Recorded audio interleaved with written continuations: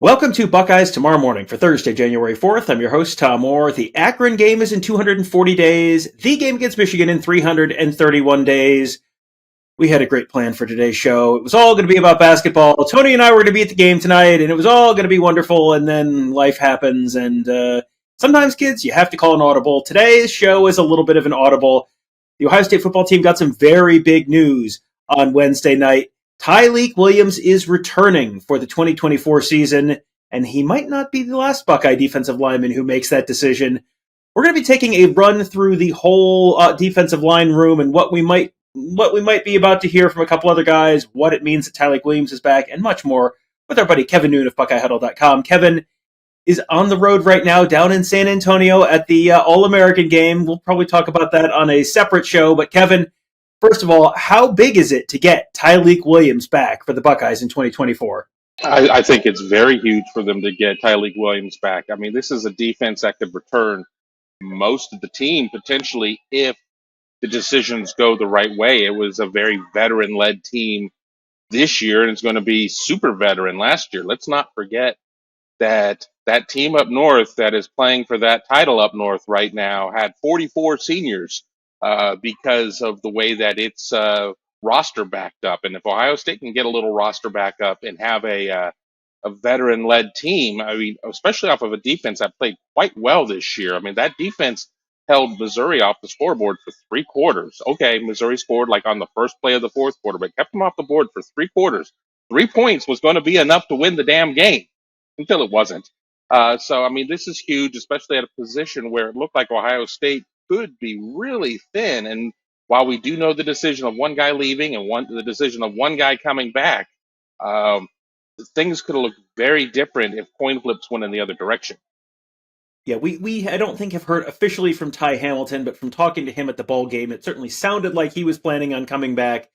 So if you have him and you have Tyleik Williams in the middle of that defensive line, boy, that gives you a really solid 1-2 punch in the middle of that line. Tyleik Williams, it felt like for years we were kind of waiting on, boy, when is it going to happen? When is it going to happen? When's it going to happen? He had 5 sacks as a true freshman in 2021, and it was like, oh boy, it's about to happen. And then sophomore season, played in all 13 games, only 21 tackles, 2.5 for loss, and 1 sack. And it was like, oh, is this just not going to happen for him?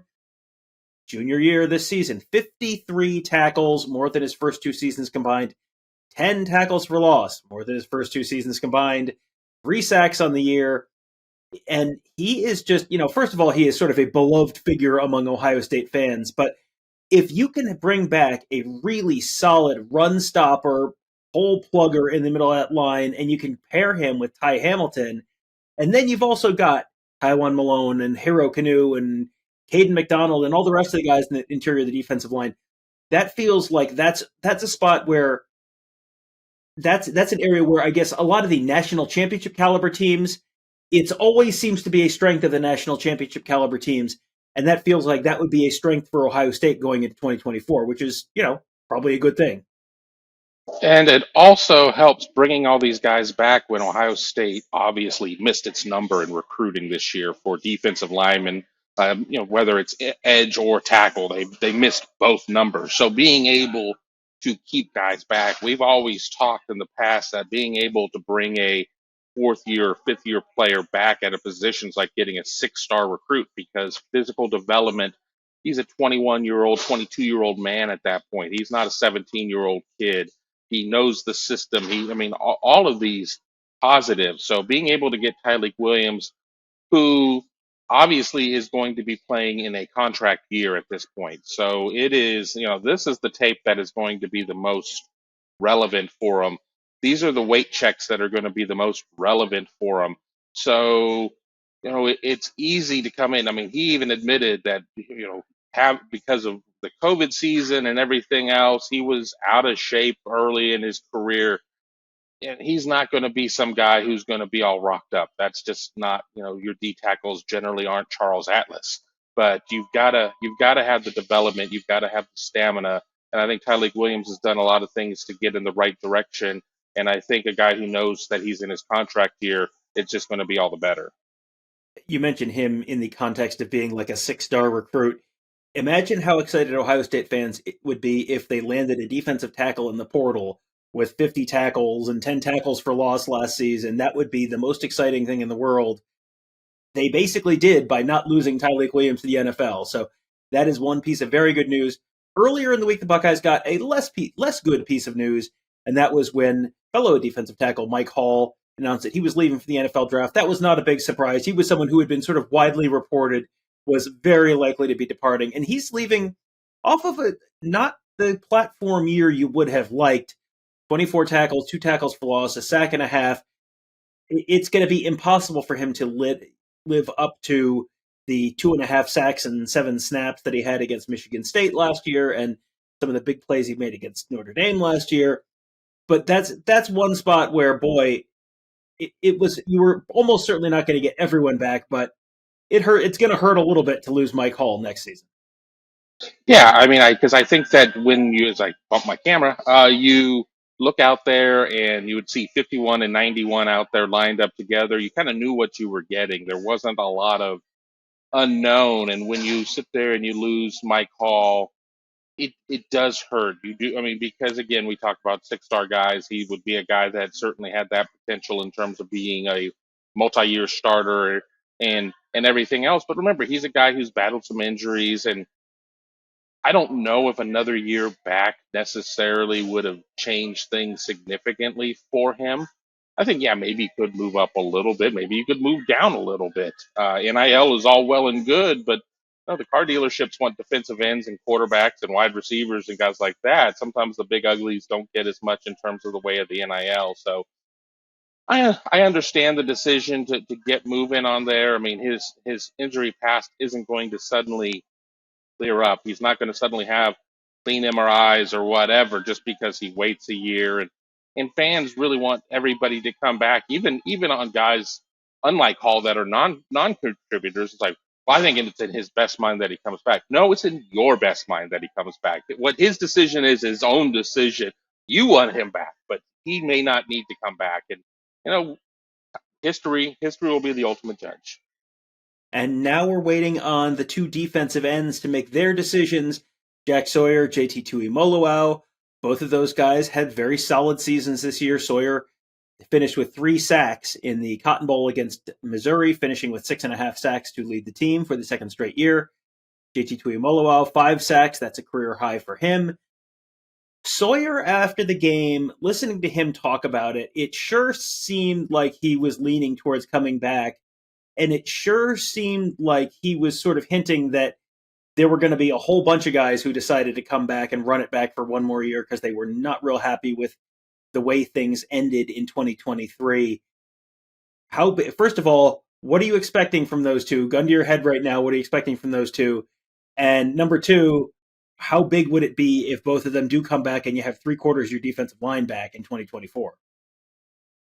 Certainly don't ever want to have a gun to my head, so I'll give you an answer. Please, sir, don't shoot. I think they're both coming back, to be honest. I think Sawyer was the one that seemed to be the more obvious answer, even though he blew up in that Missouri game. He had, played the game of his Ohio State career. Tuimoloau, I mean, when he plays Penn State, goes off. I mean, still has games where he's really on and other games where he's not as impactful in terms of just production numbers, but he's also held more than anything than a newborn baby. I mean, he is held all the damn time.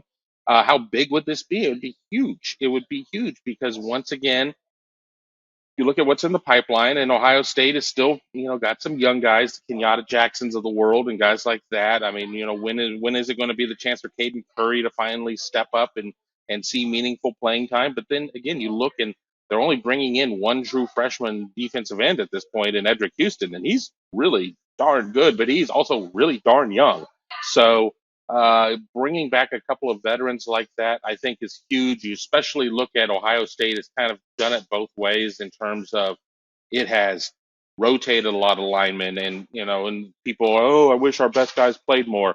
It is kind of ridden with the horses that have got them there. Oh, I wish they'd rotate more. So I guess there's no real true answer when it comes to that. But the reality is getting guys like that back is going to be huge, especially when you look at a team that is still going to be looking for its offensive identity after a 23 season that always felt like it was not able to get into fourth and fifth gear, has lost its quarterback to Syracuse, and everything else that's going on at that point. This is a team that going into the 18-team Big Ten is going to probably need to be led by its defense a little bit more out of the gate while its offense gets its footing, whether or not it is with Devin Brown or Lincoln Keenholz or transfer quarterback or whatever that may be. All right, and we're going to have a separate episode where we talk about a potential transfer quarterback who is visiting Ohio State this week. That'll be in the Buckeye Weekly podcast feed, so you can look for that later. Just before we wrap it up, I do want to just kind of clarify something that I think a lot of people have been confused about the transfer portal. Is the transfer, there's been a lot of reporting the transfer portal closed on January 2nd, so that's, everyone who is in the portal already, who you know about, that's it, right? Not so fast, my friend. So this is just FYI, in case people are confused about this. You could have Ohio State players entering their names in the transfer portal as late as 11:59 p.m. on January 3rd, which is Wednesday. And even then, they just have to have the paperwork in. They do not necessarily have to be publicly declared to be in the transfer portal. So we won't officially know, has Ohio State lost anyone else in the portal, until possibly a day or two after that deadline on January 3rd. That's because the Buckeyes played a bowl game on the 29th of December. And the deadline was January 2nd, unless you played a bowl game on or after January 29th, in which case you have 5 days after that bowl game to enter your name. So Ohio State players have until the end of the day on December 3rd, and it might even take a day or two for that paperwork to process. So you're all going to have to hold your breath a little, a day or two longer, just to make sure they haven't lost anyone else in the portal. But that's where things stand as of right now. We'll make sure we keep you updated on tomorrow's episode as well of Buckeyes Tomorrow Morning. We'll have a Buckeye Weekly episode for you as well, talking about some of the existing drama and changes and transactions in the transfer portal. A couple top targets visiting Ohio State this week.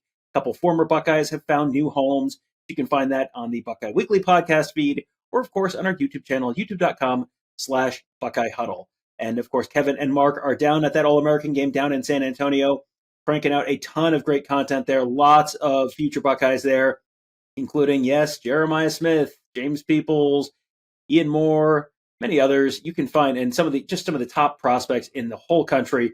Lots of great content coming out of there as well. So make sure you check out all their stuff on our YouTube channel, youtube.com/Buckeye Huddle, and of course at BuckeyeHuddle.com. That will do it for today. Thank you guys all for joining us. Have a great day. We will talk to you tomorrow.